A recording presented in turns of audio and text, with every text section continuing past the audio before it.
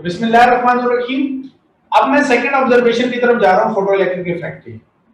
और जो second observation हमारे पास फोटो इलेक्ट्रिक इफेक्ट की ये है कि हम कर क्या रहे थे, कुछ इस किस्म की बात थी हमारे पास कि ये मेटालिक प्लेट थी और इस मेटालिक प्लेट पर हमने अल्ट्रा वायलेट फोटॉन्स को स्ट्राइक करवाया था। ठीक है, फोटोन आगे स्ट्राइक कर रहे थे और इसमें से क्या निकल रहे थे, इलेक्ट्रॉन इमिट हो रहे थे।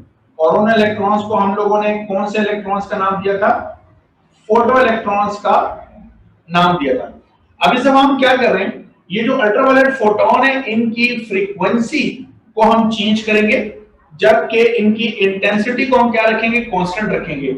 ये चीज मैंने लिखी हुई है कि फिक्स इंटेंसिटी है और जो फ्रीक्वेंसी है वो डिफरेंट हो सकती है। तो फ्रीक्वेंसी को हम चेंज करेंगे और हम देखेंगे कि क्या इफेक्ट पड़ रहा है। ओके, सो हमने क्या किया, जब फ्रीक्वेंसी चेंज की तो हमने नोट किया, ये मैंने ऑब्जर्वेशन यहां लिख दी है कि हमने ये नोट किया कि जब हम फ्रीक्वेंसी इंक्रीज करते हैं फोटॉन्स की, तो जो काइनेटिक एनर्जी फोटो इलेक्ट्रॉन, वो इलेक्ट्रॉन जो कि इमिट हो रहे हैं, इन फोटो इलेक्ट्रॉन्स की जो काइनेटिक एनर्जी है वो ज्यादा हो रही है। अगर मैं फ्रीक्वेंसी बढ़ा रहा हूं तो काइनेटिक एनर्जी फोटो इलेक्ट्रॉन्स की ज्यादा हो रही है, और अगर मैं फ्रीक्वेंसी को कम कर रहा हूं तो फोटो इलेक्ट्रॉन की जो काइनेटिक एनर्जी वो कम हो रही है। ये मतलब है वाइस वर्सा का। ठीक है, तो अगर हम फ्रीक्वेंसी बढ़ाएंगे, काइनेटिक एनर्जी ज्यादा होगी, ज्यादा एनर्जी या ऐसा कहना चाहिए कि ज्यादा वेलोसिटी से इलेक्ट्रॉन निकलेंगे। और अगर हम फ्रीक्वेंसी कम करेंगे तो इन फोटो इलेक्ट्रॉन्स की वेलोसिटी कम हो जाएगी या इनकी काइनेटिक एनर्जी कम हो जाएगी। मगर जो अहम बात है वो ये है कि जो नंबर ऑफ फोटो इलेक्ट्रॉन है, फोटो इलेक्ट्रॉन की तादाद पे कोई फर्क नहीं पड़ेगा। वो जो फोटो इलेक्ट्रॉन की तादाद है वो फिक्स रहेगी। अब अगर इसका हम ग्राफ बना लेते हैं, जो कि लास्ट टाइम भी हमने ग्राफ बनाया था, किसके दरमियान ग्राफ था, आपको याद होगा कि ये ग्राफ हमने बनाया था बिटवीन द वोल्टेजेस, और यहां पर हमारे पास था इंटेंसिटी। तो इंटेंसिटी कह लें या करंट कह लेते हैं, उसके माबैन आई, करंट के माबैन हमने वेलोसिटी, वोल्टेजेस और करंट के दरमियान हमने ग्राफ बनाया था। तो इस दफा चूंकि मेरे पास एक ही इंटेंसिटी है तो मैं इसको आई से ही रिप्रेजेंट कर रहा हूं, INT लिख देता हूं, INT स्टैंड फॉर इंटेंसिटी। ठीक है, तो चूंकि मेरे पास इंटेंसिटी फिक्स है तो मेरे पास सिंपल एक ही लाइन आ रही है, लेकिन हैरतअंगेज तौर पर जो स्टॉपिंग पोटेंशियल है वो डिफरेंट आ रहे हैं मेरे पास। कहने का मतलब ये है कि अगर ये वाली जो लाइन है इसकी फ्रीक्वेंसी है मेरे पास ν1 और इस लाइन की फ्रीक्वेंसी है ν2, और मैं यहां पे लिख रहा हूं कि ν2 जो है वो ज्यादा है किससे, ν1 से। तो जब हमने फ्रीक्वेंसी बढ़ाई तो स्टॉपिंग पोटेंशियल की वैल्यू ज्यादा हो गई, और जब हमने फ्रीक्वेंसी कम की तो स्टॉपिंग पोटेंशियल की वैल्यू कम हो गई।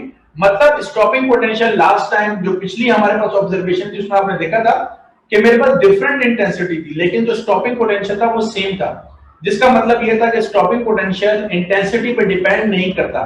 तो हम ये सोचने में मजबूर हो गए थे कि स्टॉपिंग पोटेंशियल किस चीज पे डिपेंड कर रहा है। तो यहां हमारे पास आंसर आ रहा है कि स्टॉपिंग पोटेंशियल डिपेंड कर रहा है किसके ऊपर, फ्रीक्वेंसीज पे डिपेंड कर रहा है, और कितना करंट हमें मिल रहा है वो डिपेंड कर रहा है किसके ऊपर, इंटेंसिटी के ऊपर। इंटेंसिटी कंट्रोल कर रहा है the amount of the electron current, frequency control कर रहा है उस इलेक्ट्रॉन्स की काइनेटिक एनर्जी को। सो अगर हमारे पास फ्रीक्वेंसी कम है तो मैं इस स्टॉपिंग पोटेंशियल को V01 लिख देता हूं, जो कि यहां से यहां तक है मेरे पास, और जब मैंने फ्रीक्वेंसी बढ़ाई तो मैं इस स्टॉपिंग पोटेंशियल को V02 लिख देता हूं, जो कि यहां से यहां तक है मेरे पास। और खास बात यह है कि ये जो स्टॉपिंग पोटेंशियल है ये नेगेटिव वैल्यूज है, नेगेटिव वैल्यूज है। और ये मैं आपको बता चुका था, नेगेटिव वैल्यूज का हरगिज ये मतलब नहीं है कि वोल्टेजेस नेगेटिव है, बल्कि इनका मतलब रिवर्स में है, यानी ये वोल्टेजेस बेसिकली पॉजिटिव वोल्टेजेस हैं। मेरे कहने का मतलब ये है कि इस प्लेट को हमने इनिशियली कनेक्ट किया हुआ था एक नेगेटिव पोटेंशियल से। तो जब ये नेगेटिव पोटेंशियल से कनेक्टेड था तो आके जो फोटोन यहाँ पे स्ट्राइक की, उन फोटोन की वजह से इलेक्ट्रॉन निकल रहे हैं, इलेक्ट्रॉन पे नेगेटिव चार्ज है। सो मैंने कहा कि मैं किसी तरह इन इलेक्ट्रॉन्स को रोक दूं, तो मैंने क्या किया, इस प्लेट को पोटेंशियल जीरो अप्लाई किया। तो जब जीरो पोटेंशियल अप्लाई किया तब भी जब फोटोन टकरा रहे थे तो इलेक्ट्रॉन निकल रहे थे, मतलब इलेक्ट्रॉन्स का इमिट होना does not depend upon the potential. Plate को कौन सा पोटेंशियल दिया इस पर डिपेंड नहीं कर रहा। ओके, फिर मैंने क्या किया, मैंने इस पोटेंशियल को पॉजिटिव किया। तो इसका मतलब यह है कि एनर्जी आके लगी, इलेक्ट्रॉन जैसी मेटालिक प्लेट से निकले, इलेक्ट्रॉन पे नेगेटिव चार्ज है। तो पॉजिटिव प्लेट में, क्योंकि प्लेट को मैंने जब पॉजिटिव टर्मिनल से कनेक्ट किया उसका मतलब प्लेट पे कौन सा चार्ज आ गया, पॉजिटिव चार्ज आ चुका है, तो प्लेट ने इन इलेक्ट्रॉन्स को वापस अट्रैक्ट किया, तो कुछ इलेक्ट्रॉन निकलने में कामयाब हो गए, कुछ वापस अट्रैक्ट हो गए प्लेट की तरफ। तो मैंने इसको इतना पॉजिटिव कर दिया कि लाइट आके टकरा रही है लेकिन कोई इलेक्ट्रॉन नहीं निकल रहा, तो वो पॉजिटिव वोल्टेजेस या ऐसे कह लो वो रिवर्स वोल्टेजेस की वैल्यू जिसके ऊपर अब कोई इलेक्ट्रॉन मेटल प्लेट से इमिट नहीं होगा, उसको हम कहते हैं स्टॉपिंग पोटेंशियल। ओके, ये बात हमने इससे पहले वाली ऑब्जर्वेशन के अंदर भी हमने की थी। सो ये थी दूसरी ऑब्जर्वेशन जो हमारे सामने आ गई, और ये उसका ग्राफ है, मेरा ख्याल है ये बड़ा आसानी समझ में आ रहा है। तो अब तक हम जो बातें कर चुके हैं वो कुछ इस किस्म की बात है। पहली बात कि जो इंटेंसिटी है, INT लिख देता हूं, इंटेंसिटी का जो ताल्लुक है वो किसके साथ है, वो नंबर ऑफ इलेक्ट्रॉन्स के साथ है।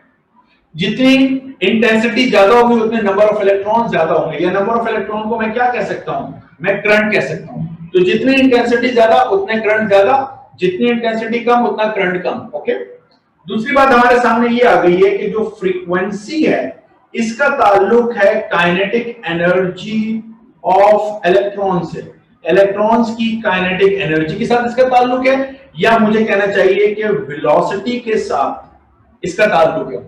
सो फ्रीक्वेंसी ज्यादा होगी तो काइनेटिक एनर्जी मतलब वेलोसिटी ज्यादा होगी, फ्रीक्वेंसी कम होगी तो काइनेटिक एनर्जी मतलब वेलोसिटी कम होगी।